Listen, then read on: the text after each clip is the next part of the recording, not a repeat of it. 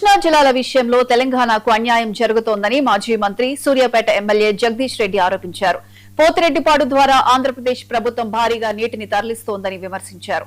ఈ విషయంలో తమను కేవలం ఆరోపణలు కాదని లెక్కలతో సహా వివరించేందుకు సిద్ధంగా ఉన్నామని అన్నారు. రైతులకు సాగునీరు అందకుండా ప్రభుత్వం కుట్ర చేస్తోందని ఆరోపిస్తున్న జగదీష్ రెడ్డితో మా senior correspondent Ramakrishna face to face. విషయంలో బీఆర్ఎస్ పార్టీ మరోసారి ప్రభుత్వం ఫైర్ అయింది. ప్రధానంగా కృష్ణా జలాలను పోతిరెడ్డి ప్రాజెక్టు ద్వారా భారీ ఎత్తున దోచుకుంటున్నారని కూడా మాజీ మంత్రి జగదీష్ రెడ్డి ఆరోపణ చేసినటువంటి పరిస్థితి. ప్రస్తుతం అంతా పాటు జగదీష్ రెడ్డి అన్నారు. అలాగే చెప్పండి, 22A భూముల విషయంలో మాజీ మంత్రి కోమటిరెడ్డి వెంకటరెడ్డి అధికారుల పాత్ర ఉండొచ్చు, లేదా అధికారులే తప్పిదాలు జరిపి ఉండొచ్చు అని కూడా నేను ఆరోపణ చేసిన పరిస్థితి. అసలు 22A భూముల పంచాయతీ ఏ రకంగా చూడాలి?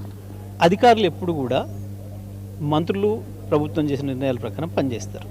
అధికారులు కాదు కదా భూహారతి ప్రోగ్రాం తీసుకొచ్చింది. భారతి అనే పేరు మీద భూహారతి ప్రోగ్రాం తీసుకొచ్చింది కాంగ్రెస్ పార్టీ. తెచ్చి వాళ్ళే ఒకరి భూములు ఒకరు ఆక్రమించుకునే అక్కడికి వచ్చిండ్రు.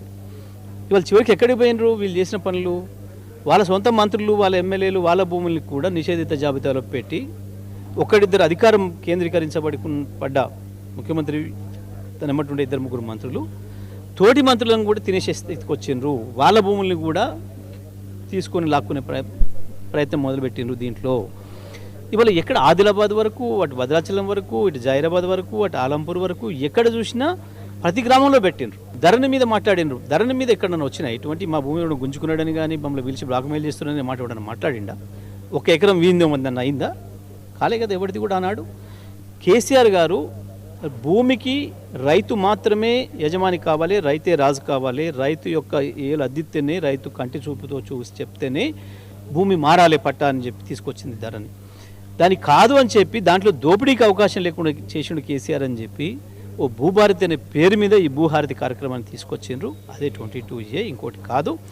దానితో చివరికి వాళ్ళనే మింగేసే స్థితికి వచ్చింది. అది వాళ్ళు స్వారీ చేసిన పూలే దిగే వరకే తనం తినేసిందనే పద్ధతిలో ఇవాళ వీళ్ళు చేసిన పని ఇతర మంత్రులు ఎమ్మెల్యేలది కూడా ఏదైతే ఆక్రమించుకొని వాళ్ళని కూడా భయపెట్టించి బేరాలు చేసేసి తక్కువకు దొబ్బే ప్రయత్నాలు చేస్తున్నారో దాంతోనే ఇవాళ వాళ్ళకి సంక్షోభం మొదలైంది.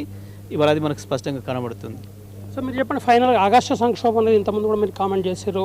ప్రధానంగా ఆగస్టు సంక్షోభం ఏ రకంగా ఉందనుకుంటున్నారు? అసలు కాంగ్రెస్ పార్టీలో ఏం జరుగుతుందంటే ఈ భూహారతి కార్యక్రమం నుంచే కాంగ్రెస్లో కొట్లాటలు ప్రారంభమైనాయి తీవ్రంగా. మొన్నటి వరకు డబ్బుల సంపాదనలో పోటీలు ఉండే, దోసుకోవడంలో పోటీలు ఉండే. కానీ వాళ్ళ అధికారం యొక్క అహంకారం స్థాయికి పోయి తోటి మంత్రులు ఎమ్మెల్యేలు కూడా ఈ భూహారతి కార్యక్రమంలో పెట్టి 22 అనే దాన్ని చూయించేసేసి వాళ్ళే కూడా గుంజుకొని చేసుకునేటప్పటికీ అధికారాన్ని ప్రశ్నించే స్థితికి దాని తిరుగుబాటు చేసే స్థాయికి కొంతమంది మంత్రులు ఎమ్మెల్యేలు పోతున్నారు ఇప్పుడున్న ప్రభుత్వం పైన.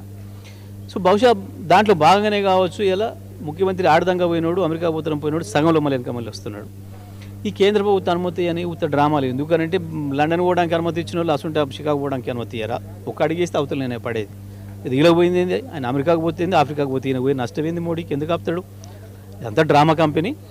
ఏదో జరుగుతుంది కాంగ్రెస్లో, అందుకే నేను వస్తున్నట్టున్నాడు.